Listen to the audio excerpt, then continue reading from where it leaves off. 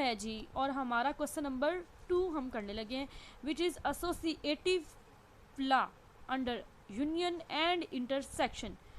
First A part है which is X union Y union G is equal to X union Y union G. मतलब हमने पहले Y union जी को union लेना है और बाद में एक्स के साथ लें, या एक्स और वाई का पहले लें और बाद में जी के साथ लें, तो आंसर इक्वल होना चाहिए। क्लियर। सिमिलरली बी पार्ट है, ये विद रिस्पेक्ट टू यूनियन था, ये विद रिस्पेक्ट टू इंटरसेक्शन है। X intersection Y intersection G is equal to X intersection Y intersection G. अब इन दोनों का इंटरसेक्शन के मुताबिक भी वही सेम प्रॉपर्टी है कि वाई और जी का इंटरसेक्शन लें, बाद में एक्स के साथ लें, या एक्स और वाई के ले लें, बाद में जी के साथ लें, ये दोनों इक्वल होना चाहिए। इसमें हमारे पास 4 पार्ट्स हैं। फर्स्ट पार्ट मैं करके दिखाऊंगी, रिमेनिंग पार्ट्स आप लोगों ने खुद करने अपने बाइंडर्स पे।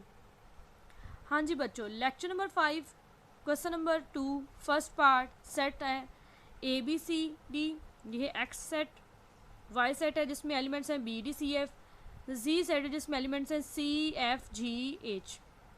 फर्स्ट ए पार्ट हम करने लगे। लेफ्ट हैंड साइड ली X union Y union G, X के अंदर elements A B C D write किए, यूनियन का साइन लगाया, वाई के अंदर एलिमेंट्स लगाए B D C F union, G के element C F G H. आपको पता है पहले हम स्मॉल ब्रैकेट को सॉल्व करते हैं, तो पहले हम इन दोनों का यूनियन लेंगे।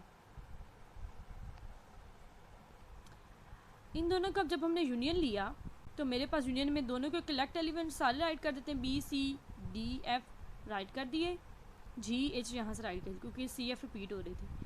अब हमने इन दोनों का यूनियन लेना है, इसका भी और इसका भी, ए बी सी डी ये वाले बी सी डी कवर हो गए, एफ जी एच। तो मेरे पास इन दोनों का यूनियन आ गया A B C D F G H. Clear.